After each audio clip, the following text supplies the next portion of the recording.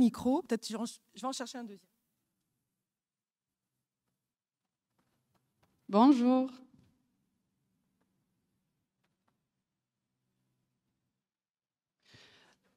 C'est bon. Donc, bonjour à toutes et à tous. Je me présente, c'est Zohra Bouzid, spécialiste en transformation digitale au sein du programme Transformation digitale de la GIZ. Nous sommes là aujourd'hui sous l'umbrella de Tech 216. C'est notre initiative de la composante Business and Invest. Je donne la parole à Ahmed pour qu'il se présente. Bonjour à tous, merci Zohra. Merci pour votre attention et merci pour être présent aujourd'hui. Donc, on va présenter notre initiative Outsourcing and Nearshoring nommée Tech 216. Micro, on parle bien dans le micro, il faut manger le micro. C'est le secret. Ça va comme ça? Bonjour à tous, je vous remercie pour votre présence et pour votre attention. Merci Zohra pour l'introduction. Je suis Ahmed Bouden, expert technique en transformation digitale avec la GIZ. Et aujourd'hui, pour ceux qui ne connaissent pas la GIZ, c'est la coopération allemande pour le développement. Et on travaille au sein du programme de transformation digitale de la GIZ. Et aujourd'hui, on va présenter l'initiative de la composante Business and Invest nommée Outsourcing and Nearshoring in Tunisia. Et dans le cadre de cette initiative, on va présenter des chiffres du secteur de l'économie numérique en Tunisie. C'est évidemment un secteur qui joue un rôle important dans l'employabilité et la formation continue en Tunisie. Et parmi les chiffres, c'est un secteur qui a créé 110 000 emplois répartis sur 1800 entreprises de l'économie numérique en Tunisie. Et aussi avec un énorme nombre de jeunes diplômés chaque année qui s'élève à 6 000 personnes diplômées en IT chaque année entre les universités privées et les universités publiques. Et par conséquent, il y a, selon la source Labor Market Study 2022, en Allemagne, il y a 7 entreprises sur 10 qui galèrent à trouver des talents IT et 7 entreprises sur 10 qui valident que cette situation va durer. C'est dans ce cadre qu'on a développé les initiatives et les activités de nearshoring et outsourcing avec la GIZ. L'activité outsourcing vise à créer des partenariats entre les entreprises tunisiennes et les entreprises internationales, notamment africaines et européennes, pour créer de l'emploi et pour assurer une formation et des partenariats entre les entreprises tunisiennes et internationales. Et dans le cadre de l'initiative outsourcing, on a les services qui sont le partner due diligence, par exemple. C'est un service d'accompagnement pour les entreprises étrangères pour trouver leurs partenaires en Tunisie. Tout le process de matchmaking, le legal advice qui est l'assistance aux procédures légales et également le service recrutement à travers les agences de recrutement partenaires de la GIZ. Donc cette initiative a été lancée en 2019. Et le projet pilote était avec BMW en Allemagne qui ont travaillé avec 2 entreprises en Tunisie qui sont Wivio et ThinkIT. Et BMW, par exemple, ils ont profité des services Ecosystem Tour, Matchmaking and Setup Support. Et je passe la parole à ma collègue Zohra pour vous présenter l'initiative Nearshoring. Merci Ahmed. Le nearshoring, ou comme on appelle le soft landing, est une initiative ou une activité qui a été lancée depuis juin 2022 et désignée pour faciliter l'intégration des entreprises internationales dans le secteur des TIC pour s'implanter ou intégrer l'écosystème entrepreneurial tunisien en pleine croissance.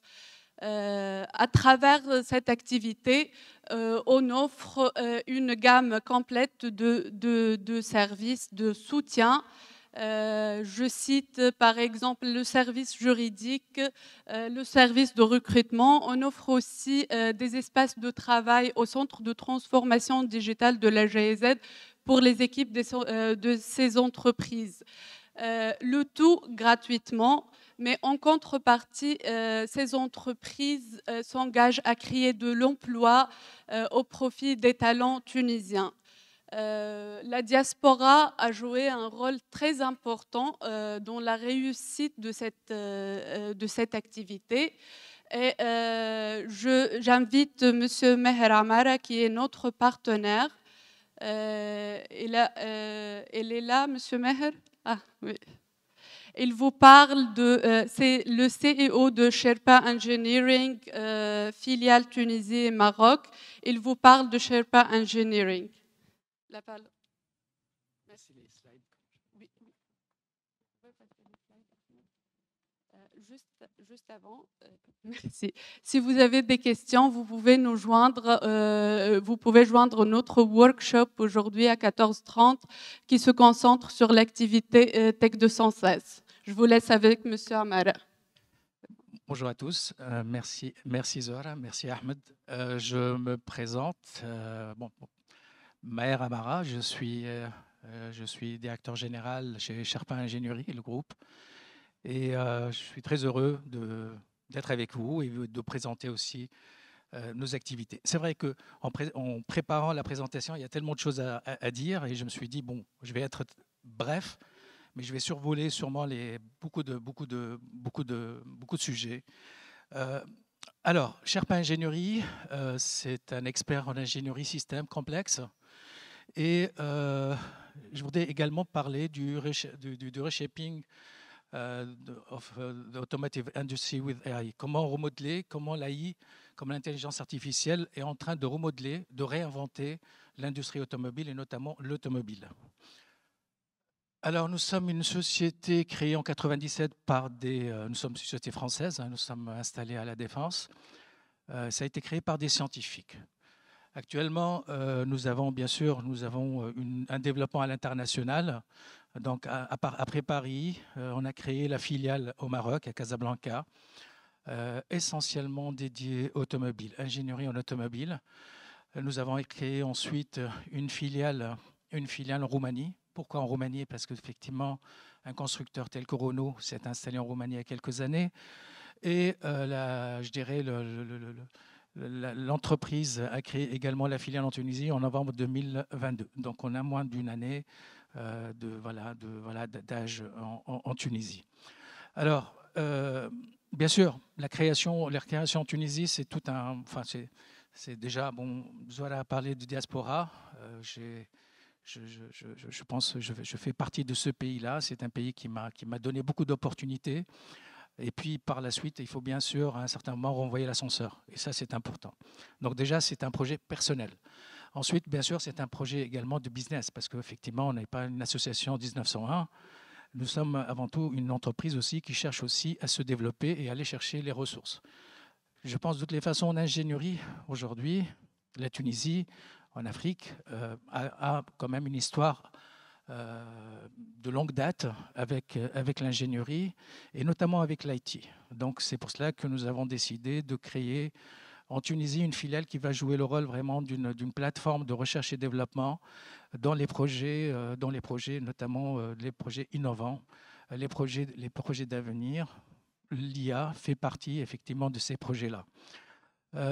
Bien sûr aussi, la GIZ nous a encouragés, en nous facilitant notre implantation. Aujourd'hui, l'équipe compte une vingtaine d'ingénieurs. Nous avons commencé avec des ingénieurs débutants que nous avons formés avec des experts. Et aujourd'hui, ils sont en train de travailler, ils sont en train de produire. Visiblement, j'ai un petit souci avec les slides. C'est pas grave, je vais meubler. Et aujourd'hui, bien sûr, ces ingénieurs-là, ils sont en train aujourd'hui de produire pour des compagnies internationales. Voilà. Alors, pardon? Il y a l'écran, mais vous êtes en train de voir... Non, mais... pour moi, je peux vous parler de ma vie toute la journée. Nos domaines d'expertise. Nous avons... c'est nos domaines d'expertise, les systèmes énergétiques, ADAS, donc tout ce qui est conduite et pilotage automatique, autonome de véhicules, de mobilité, de la modélisation et la commande et l'ingénierie système. Dans toutes ces activités-là, l'intelligence artificielle est présente. Ça veut dire que l'intelligence artificielle est utilisée pour les systèmes énergétiques, comment manager l'énergie dans un véhicule, qui peut être effectivement, qui peut être un automobile, qui peut être un drone, qui peut être un avion, qui peut être un engin off-road, on-road, sous-marin. l'ingénierie, enfin bien sûr, l'intelligence artificielle est utilisée en ADAS, notamment pour l'autonomie. Et ça, je vais parler de ça, l'autonomie. Comment de plus en plus aujourd'hui, on est en train de parler de véhicules autonomes, connectés également. La modélisation et le contrôle commande. Comment aujourd'hui donner de l'intelligence à un véhicule qui peut être effectivement un avion, qui peut être un drone, qui peut être un sous-marin, mais lui donner de l'intelligence, ça veut dire qu'il faut le contrôler. Il faut connaître son comportement. Et puis l'ingénierie système, comment pouvoir, dès le départ, au niveau de la conception, prévoir une évolutivité, une connectivité de la conception du véhicule pour qu'il puisse, pour qu'il puisse évoluer dans le temps. Bon, un petit peu nos marchés cibles, hein, nous sommes sur les véhicules on-road, off-road. Les véhicules off-road, c'est des robots agricoles aujourd'hui, c'est des projets stratégiques aujourd'hui en Europe, notamment face justement au manque de main-d'œuvre aujourd'hui. Nous introduisons des robots agricoles, donc c'est les engins off-road. Les véhicules, bien sûr, aériens, donc ça va du drone, mais aussi du ballon dirigeable. Donc c'est une solution qui revient notamment pour les transports verts. Et puis, bien sûr, tout ce qui est aéronautique, donc avions, etc. Voilà. Donc ça, c'est nos marchés cibles. Bon, des clients, c'est des constructeurs automobiles, des constructions aussi aéronautiques. Rapidement. Donc ça, nos interventions, on intervient aussi bien dans les réacteurs d'avion, dans les systèmes d'atterrissage. Bon, ça, à la limite, bon, c'est... alors, ce qui est important pour nous, de toutes les façons, c'est vraiment faire de l'innovation. Aujourd'hui, on est une entreprise qui progresse grâce justement à la mise en place d'un programme de recherche et développement. 20% de notre chiffre d'affaires sont investis dans la recherche et développement. Donc, ça veut dire que là, on est en train de travailler sur des solutions de demain. Et ça, c'est hyper important. Et la Tunisie et notre filiale en Tunisie représente vraiment aujourd'hui notre fer de lance pour pouvoir développer nos programmes, bien sûr, qui sont innovants. Recherche et développement, donc ça, j'en ai parlé.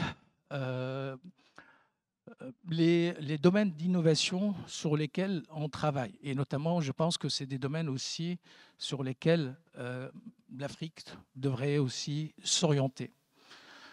C'est les systèmes autonomes, donc l'intelligence artificielle dans les systèmes autonomes, l'ingénierie basée sur donc tout ce qui est modélisation, donc multiphysique, et puis le management thermique. Le management thermique, bien sûr, aujourd'hui, tous les problèmes liés à la mobilité sont des problèmes d'énergie. Énergie électrique, énergie hybride, on ne sait plus du tout où aller. On va vers le véhicule électrique, le véhicule hybride, le véhicule à hydrogène, la combustion, tout ça. De toute façon, aujourd'hui, on est en train justement de se poser la question. L'Afrique, il me semble, doit faire très attention pour ne pas suivre le modèle européen comme ça d'une manière automatique en allant vers les voitures électriques. Les voitures électriques est un palier, c'est un passage, mais il faut aller, je pense, un peu plus vers les véhicules hybrides. Hybrides, bien sûr, thermique, qui peut être de l'hydrogène, qui peut être aussi une énergie fossile, mais aussi hybride électrique. La voiture électrique, on n'a pas encore de retour, mais je peux en parler dans une autre... vous pouvez également poser des questions dans ce sens-là. Nous avons bien sûr des connexions avec des instituts de recherche. Et bien sûr, en Tunisie aussi, nous avons aujourd'hui commencé à créer un écosystème de recherche et développement en nous rapprochant des écoles, des universités, et puis aussi de parler de nos métiers et également par la suite initier des projets de master, des projets de recherche et de développement, de thèses, etc. Des thèses, ok. Je voudrais juste vraiment survoler l'impact et l'apport aujourd'hui de l'intelligence artificielle en automobile. L'intelligence artificielle aujourd'hui est en train de réinventer l'automobile. Ford, à l'époque, il y a 100 ans de ça, a créé l'automobile. Mais finalement, aujourd'hui, l'intelligence artificielle est en train de recréer, de remodeler l'automobile d'une manière générale. Et je pense que ceci, c'est un axe sur lequel on doit impérativement, je pense, se focaliser en Afrique, étant donné l'abondance, la compétence des jeunes en IT, et notamment en intelligence artificielle, mais en IT d'une manière générale. Rapidement, je vais parler de comment l'IA va booster l'automobile, ou est en train de booster l'automobile, les véhicules autonomes, la mobilité as a service. Donc ça aussi, c'est quelque chose qui est en train de se développer, mobility as a service, les véhicules connectés et le smart manufacturing, qu'on appelle aussi industrie 4.0, mais grâce à l'IA. Des chiffres, c'est simple. Bon, je ne vais pas beaucoup les commenter, mais ça parle tout seul. Aujourd'hui, le marché de l'IA dans l'automobile sera 27 milliards de dollars en 2025. Donc, s'il y a vraiment des axes sur lesquels on devrait développer en Afrique aujourd'hui, c'est d'aller dans ce sens-là. Donc ça, c'est des chiffres aujourd'hui qui sont en train d'être prouvés. Aujourd'hui, il y a de plus en plus de besoins en automobile et d'IA en automobile. Bien sûr, l'IA booste l'automobile, aussi bien donc dans les véhicules autonomes et aussi sur ce qu'on appelle le véhicule as a service, mobility as a service. Dans les véhicules connectés et également dans le smart manufacturing qu'on appelle également industrie 4.0. Rapidement, je vais exposer ça. L'IA, aujourd'hui, dans les voitures autonomes, les voitures notamment connectées, les voitures autonomes ou connectées, permet d'apporter non seulement une assistance au conducteur, une facilité justement d'utiliser son véhicule, mais aussi, ça a été prouvé, l'IA sauve des vies. Donc les chiffres sont là. L'IA permet justement d'aider, d'assister le conducteur, le pilote, justement, à faire attention, à éviter un certain nombre d'obstacles. Aujourd'hui, ce qui existe sur le marché, donc il y a du travail à faire, il y a encore du travail à faire. On n'a pas résolu tous les problèmes, c'est pour cela qu'aujourd'hui, il y a un potentiel business et de développement, notamment en Afrique, incroyable. Si je regarde les niveaux d'autonomie aujourd'hui au niveau d'un véhicule, il y a 6 niveaux. Le niveau 0, c'est sa voiture. On freine, on accélère, on tourne, on regarde à gauche, à droite. Donc là, c'est autonomie 0. Nous avons l'autonomie 1, effectivement, assistance au conducteur. Donc vous voyez, finalement, on assiste le conducteur. Par contre, au niveau de l'accélération, au niveau du freinage, au niveau aussi de la direction, mais par contre, le conducteur, lui, c'est lui qui surveille la route, c'est lui qui contrôle en cas de problème. Le niveau 2, donc ça, c'est le véhicule, effectivement, qui accélère, qui décélère, qui freine, qui tourne.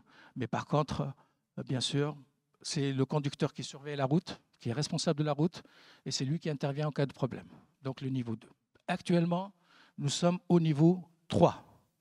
Au niveau 3, ça veut dire que c'est la voiture qui accélère, qui décélère, qui freine, qui tourne, qui également surveille la route, mais par contre, c'est le conducteur qui prend la main quand il y a un problème. Aujourd'hui, il y a un seul constructeur au monde qui a été aujourd'hui autorisé à vendre des voitures niveau 3, c'est Mercedes-Benz, qui a été autorisé aux États-Unis, le seul. Donc ça veut dire que là, il y a encore beaucoup de travail à faire pour passer déjà pour les autres constructeurs. Ça va des constructeurs coréens, chinois, européens. Il y a beaucoup de travail encore à faire pour pouvoir développer des niveaux 3 au niveau IA dans leur modèle ou dans leur véhicule. Quand je dis de façon niveau d'autonomie, ça veut dire c'est de l'intelligence artificielle. Ça veut dire que là, le véhicule, il est équipé de capteurs et on utilise toutes ces datas qui sont là avec des quantités phénoménales pour pouvoir extraire les informations, les traiter et puis par la suite prendre des décisions. Donc aujourd'hui, il y a du travail, il y a des compétences en IA, en mathématiques. Ça, c'est très important, en statistiques, en mathématiques, en cloud, en traitement de l'information, en traitement électronique. Ça veut dire que pratiquement tout ce qui est digital et pratiquement tout ce qu'on peut développer dans son salon. On n'a pas besoin d'infrastructures extraordinaires pour pouvoir développer justement des algorithmes ou des algorithmes de statistiques, de mathématiques ou informatique d'une manière générale. Donc ça veut dire qu'on n'a pas besoin d'une infrastructure extraordinaire pour pouvoir développer au moins de toute façon les algos, les premiers algos. Effectivement, et c'est pour cela que cet axe-là, il est hyper important. Je considère que c'est l'axe sur lequel, au niveau IA, l'Afrique devrait s'orienter. Le niveau 4 et le niveau 5, c'est encore loin. C'est encore loin. Mais déjà, pour vous dire, aujourd'hui, malgré tous les constructeurs que vous connaissez, un seul constructeur avec 2 modèles uniquement. Ce n'est même pas aujourd'hui tous les modèles de Mercedes-Benz qui ont été acceptés en niveau 3. Voilà. Donc ça, c'est le véhicule autonome. Maintenant, bien sûr, vous voyez que de plus en plus, on parle de mobility as a service, un MaaS. Bien sûr, c'est les taxis sans chauffeur. Justement, on parle de Waymo, on parle d'Uber, on parle d'un certain nombre de compagnies qui commencent à proposer la mobilité comme un service.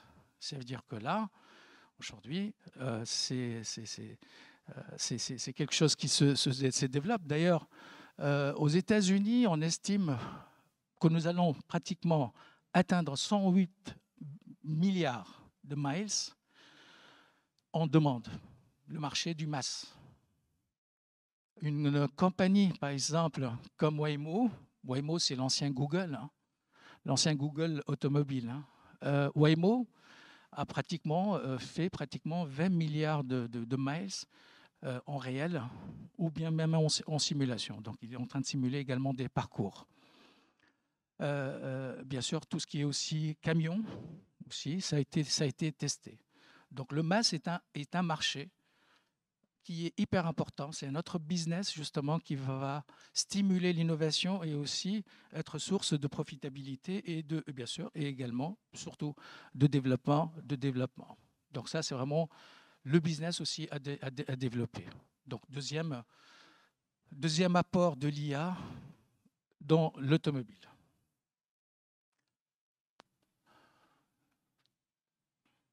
Et puis la voiture connectée. La voiture connectée, de toutes les façons, depuis maintenant des années, on cherche toujours à se connecter de plus en plus. Avant, de toutes les façons, on avait le téléphone dans son bureau, et puis de toute façon, pour avoir ces appels, il faut revenir, regarder le cahier, qui nous a appelés, on passe tous nos coups de fil au bureau. Ensuite, de toutes les façons, on s'est dit, bon, ça serait bien de passer des coups de fil, de téléphoner à l'extérieur. On a inventé le téléphone portable. Ensuite, on s'est dit, ça serait bien finalement d'avoir son bureau avec soi. On a créé le smartphone. Et avec le smartphone, on s'est dit, ça serait bien aussi de ne pas sortir le smartphone de la poche. Donc, on a créé finalement la montre connectée. Maintenant, on se dit, ça serait bien aussi d'avoir une assistante qui nous accompagne. Et l'automobile, on a tous une relation très spéciale avec sa voiture. Donc finalement, c'est une sorte d'extension une extension finalement de son confort. Et puis finalement, une voiture devient pratiquement une conciergerie qui nous aide justement à trouver les meilleurs parcours d'un point A vers un point B, qui nous aide effectivement à trouver même des fois des restaurants, qui nous aide aussi peut-être aussi à passer ou à proposer et grâce à l'IA, des parcours qui sont compatibles avec notre niveau de stress. On passe par exemple par une forêt quand on est stressé, quand on est pressé, peut-être on passe justement par des raccourcis, etc., etc. Et tout ça, l'apport de l'IA est hyper important. Voilà. Une dernière chose justement concernant aujourd'hui l'apport de l'intelligence artificielle en automobile et notamment dans ce qu'on appelle le smart manufacturing ou l'industrie 4.0.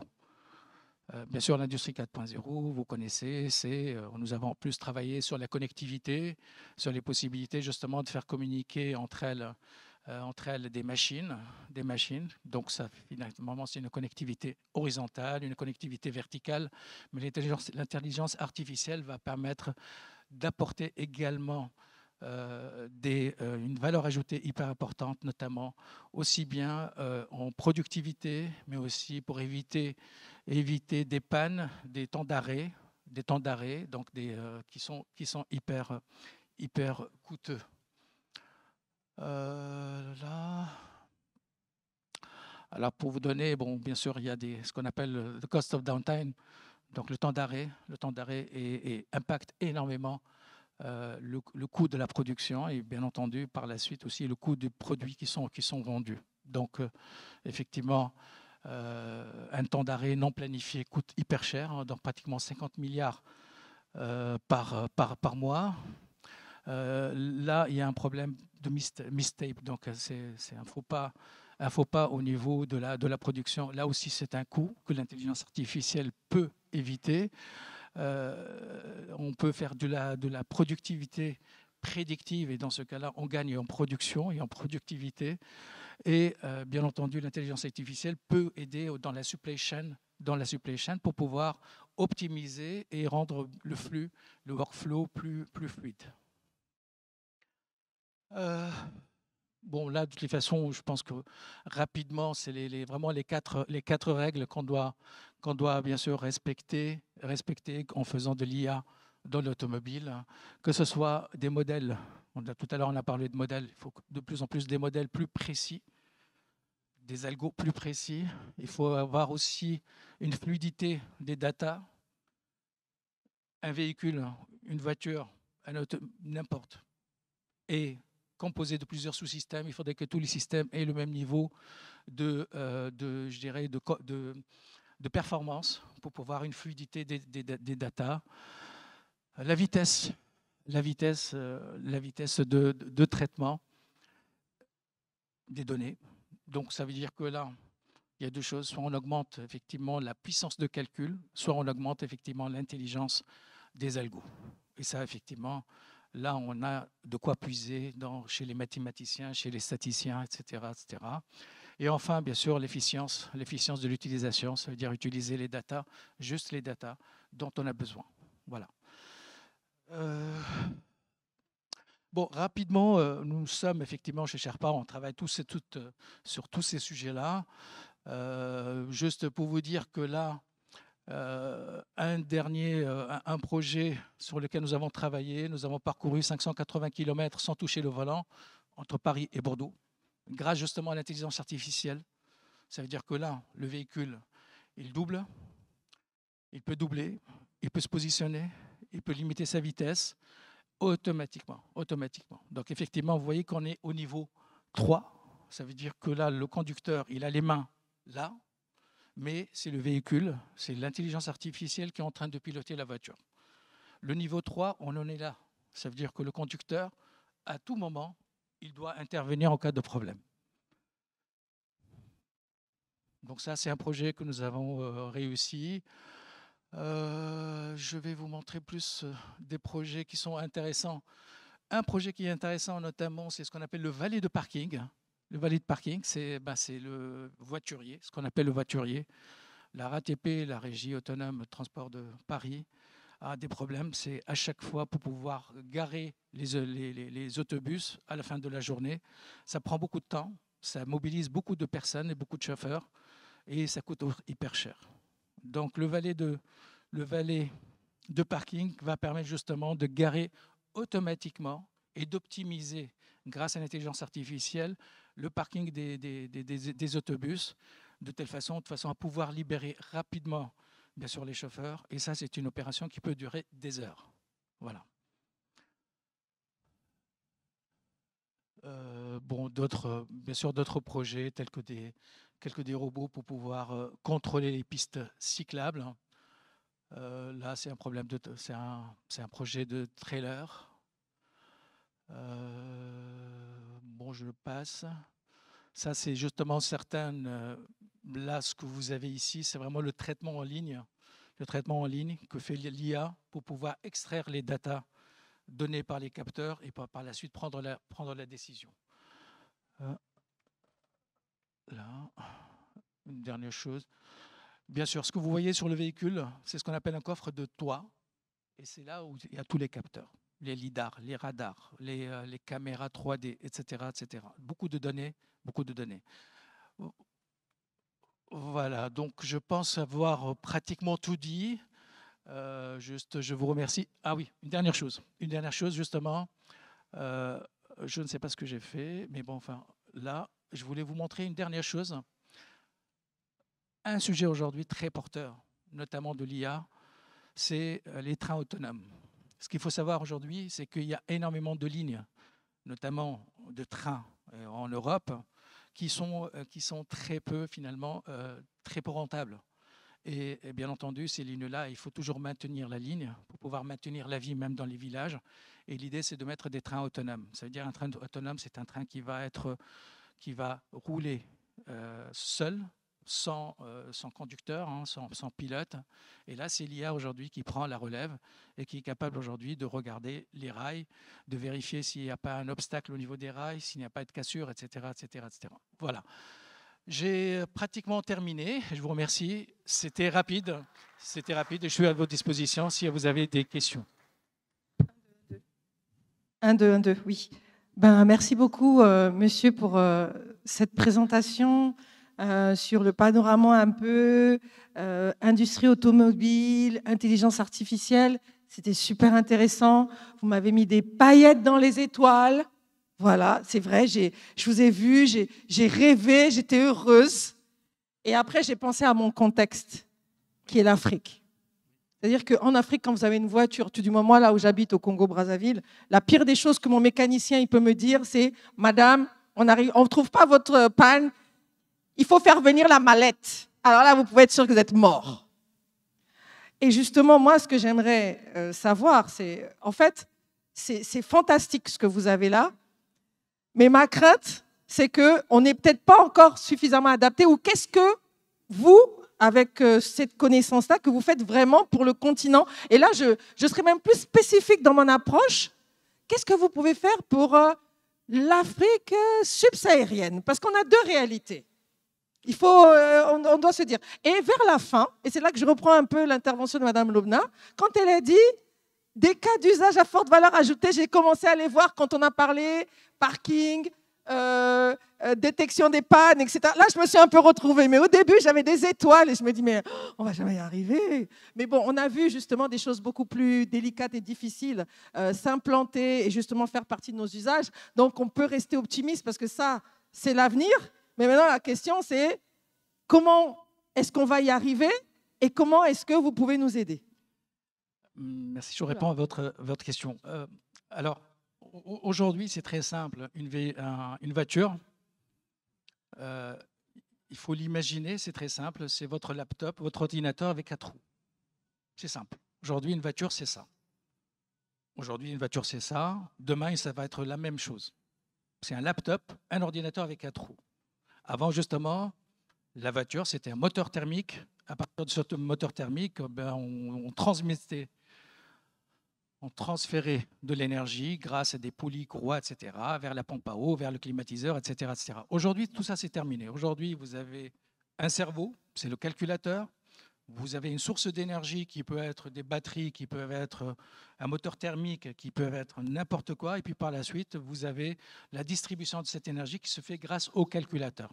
Ça, de toute façon, c'est ça aujourd'hui. C'est pratiquement le mode de fonctionnement de l'être humain avec notre métabolisme et avec ce qu'on appelle le nictéméral. Donc comment notre corps, notre métabolisme va distribuer de l'énergie.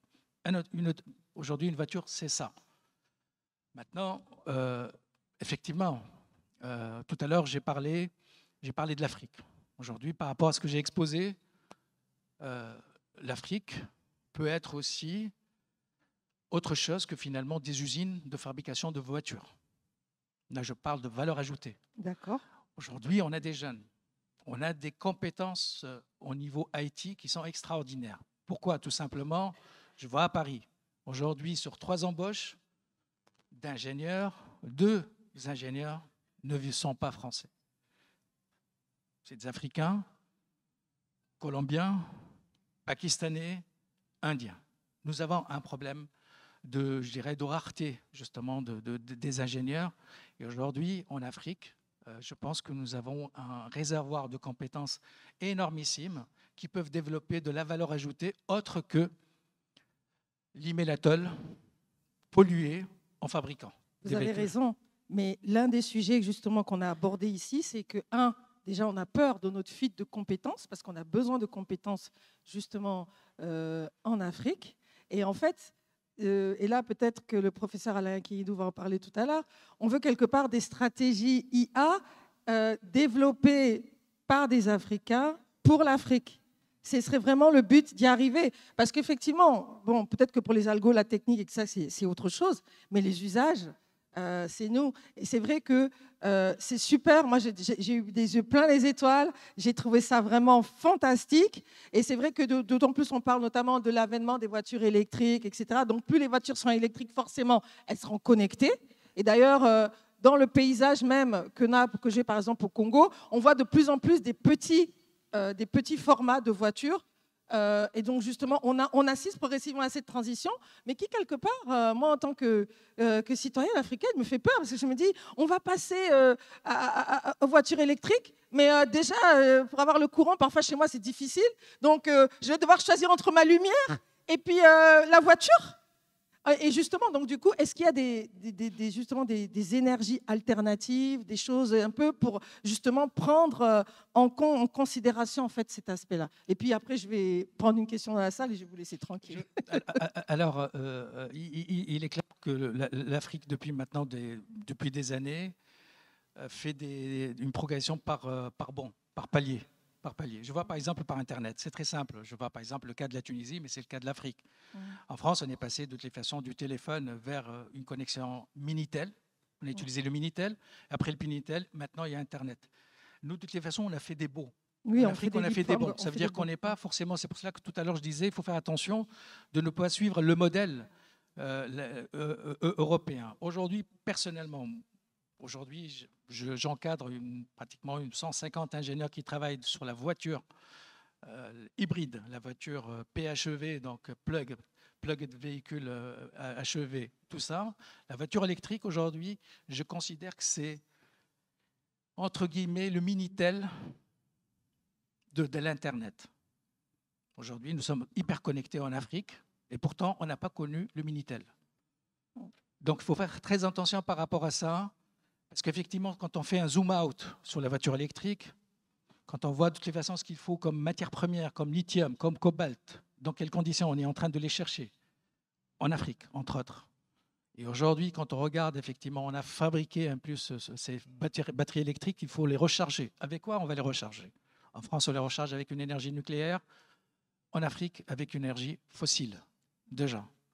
Troisième chose, c'est que par la suite, comme moi, les recycler. On ne sait pas encore faire. Donc, de toutes les façons, je pense que comme on a évité le Minitel et on est passé finalement du téléphone à Internet, il faut se poser les bonnes questions. Est-ce qu'on doit passer également par la voiture électrique en Afrique? Moi, je pense personnellement, et ça n'engage que moi, il ne faut pas. Il faut passer plutôt à des véhicules hybrides. Effectivement, aujourd'hui, hybrides, thermiques plus électriques. Ensuite, quand il y aura de l'hydrogène, là, actuellement, effectivement, on commence à travailler sur l'hydrogène. Le moteur thermique, au lieu de brûler une énergie fossile, va brûler finalement de l'hydrogène. Mais je pense qu'il faut éviter le Minitel de l'automobile. Ça, c'est mon avis, c'est mon retour d'expérience. Ça n'engage que moi. Super, merci beaucoup pour cet éclairage. Donc, il y en a une dame ici. S'il vous plaît, les filles, vous pouvez emmener le micro? Merci, merci beaucoup pour cet éclairage. Merci beaucoup, Simeh, pour l'excellente présentation. Donc, je suis Hind Bouziri, universitaire, et je travaille sur ce domaine qui est la mobilité et l'intelligence artificielle. Donc, j'ai quelques questions par rapport au volet données. Est-ce que les données sont open? Est-ce qu'on peut trouver des données, par exemple, pour les problèmes de type masse? Est-ce qu'il y a des données sur lesquelles les chercheurs peuvent y travailler? D'accord. Ça, c'est ma première question. La deuxième question, côté au sein de votre organisme, société, donc quelle est la culture, entre parenthèses, d'optimisation? Est-ce que vous êtes orienté plutôt exact? Est-ce que vous vous êtes orienté simulation? Est-ce que vous êtes orienté métaheuristique et tous les méthodes approchées? C'est important pour nous de savoir dans de telles applications pratiques le côté optimisation. Est-ce que aussi vous mariez les différentes techniques? Je vois bien que vous travaillez sur des sujets de thèse et avec des universités. Est-ce que, puisque il y a une année que vous êtes installé ici à Tunis, en Tunisie, est-ce qu'il y a une possibilité d'avoir ce partenariat au niveau de la Tunisie ou bien au niveau de l'Afrique? Merci. Merci. Alors pour les données, nous utilisons diverses sources de données. Donc il y a des données effectivement qui sont expérimentales, pardon. Donc ça veut dire que là on fait de l'acquisition des données. Sinon de toute façon on travaille également sur ce qu'on appelle des parcours. Des parcours. C'est quoi le parcours? Par exemple, quand on veut, par exemple, tester une voiture, on la teste par exemple sur un parcours en Italie et un parcours en Angleterre. En Italie, par exemple, on freine 10 fois en 1 minute, peut-être plus. En Angleterre, on freine 1 fois toutes les heures. D'accord? Donc, ça veut dire que là, par la suite, au niveau IA, au niveau intelligence, il faut pouvoir gérer l'énergie pour pouvoir justement mettre de l'énergie disponible au freinage un peu plus en Italie qu'en Angleterre. Donc, vous voyez, c'est des parcours, hein, c'est des parcours. Je pense de toutes les façons en Tunisie aussi. Je pense qu'on doit travailler sur le même profil de parcours, hein, donc des freinages, Ça veut dire que le métabolisme du véhicule, de l'automobile, ça veut dire le cerveau, le calculateur va devoir garder une partie de l'énergie, ne pas la distribuer notamment par exemple au climatiseur que vous avez mis au maximum pour pouvoir fournir de l'énergie en cas de freinage. Donc on travaille sur ces données-là, on travaille sur ces données. Bien entendu, ce que vous avez vu, c'est pour pouvoir développer une intelligence pour le véhicule, on a besoin de connaître le comportement du véhicule. Comment fonctionne une pompe à chaleur? Une batterie, par exemple, pour une voiture électrique, comment elle va se décharger? Comment il faut la recharger? À quelle température il faut la mettre pour pouvoir avoir le meilleur rendement? Une voiture, il faut la chauffer pour avoir le meilleur rendement. Il faut maintenir une certaine température, il faut la refroidir, parce que de toute façon, sinon, il explose. Donc tout ça, bien sûr, nous sommes obligés de passer par des modèles, ce qu'on appelle des modèles physiques ou multiphysiques, qui mettent en jeu, bien sûr, tous les aspects, que ce soit de façon chimique, électrique, mécanique, etc., pour connaître le comportement du système. Et à partir du moment qu'on connaît les comportements physiques, on est capable de mettre en place une stratégie IA, un contrôle-commande, ce qu'on appelle un contrôle-commande, comme tout, de toutes les façons, pour pouvoir, je dirais, dialoguer. Il faut connaître effectivement avec qui on dialogue, etc., etc. Voilà. Troisième chose, effectivement, nous sommes tout à fait ouverts à toute forme de... Nous avons commencé à le faire. Ça fait moins d'une année que nous sommes en Tunisie, mais aujourd'hui, nous avons, comme je l'ai fait il y a 5 ans de ça à Casablanca, nous avons créé un écosystème où nous travaillons en étroite collaboration avec des écoles d'ingénieurs et tout ça. Bien entendu, en Tunisie, nous cherchons également justement à collaborer avec les écoles d'ingénieurs, que ce soit dans les cadres de projets de fin d'études, que ce soit dans le cadre de master et même dans le cadre de thèses pour lesquelles nous pouvons également contribuer au financement. Voilà. Merci beaucoup, monsieur, pour cette brillante exposé. Merci. En tout cas, j'espère que vous avez trouvé ça inspirant et édifiant. On va passer à la suite de notre programme. Merci beaucoup. On peut applaudir. Vous voyez comme quoi on peut avoir une opinion donnée, mais en fait, en changeant tout simplement d'angle et de perspective, on peut arriver à quelque chose. Parce que moi, quand on me parlait d'intelligence artificielle IA en Afrique, surtout là où moi j'habite, je me disais, non les gars, ça ne va jamais tenir. Et là, justement, il m'a ouvert d'autres applications, d'autres usages, et que je me dis que oui, ça peut nous faire vraiment ça peut vraiment nous faire du bien. Donc voilà, donc je vais maintenant appeler le professeur Alain Kihindou, qui lui justement va arriver dans le cœur du sujet. Comment penser une stratégie africaine de l'IA. Voilà. Donc, le professeur Alain Kihindou nous vient de Bordeaux et c'est lui le président de la chaire UNESCO, je crois, en matière de digital. Voilà, je lui donne le micro. Oui, je pense que là, c'est bon. La technique, vous êtes prêts pour la présentation de M. Kihindou? Voilà, du professeur Kihindou. Voilà, c'est bon.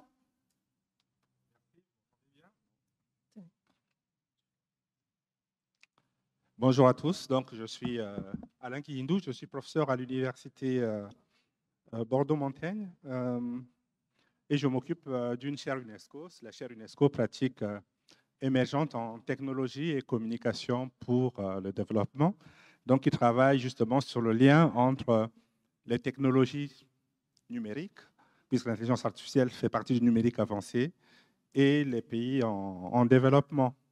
Voilà, je suis également président d'un nouveau réseau qui vient d'être créé, qui est le réseau de recherche francophone sur l'intelligence artificielle, qui est un réseau de l'Agence universitaire de la francophonie, qui a pour but donc unir des efforts de recherche dans le domaine de l'intelligence artificielle et avoir une recherche d'excellence francophone dans ce domaine. Donc je vais vous entretenir aujourd'hui sur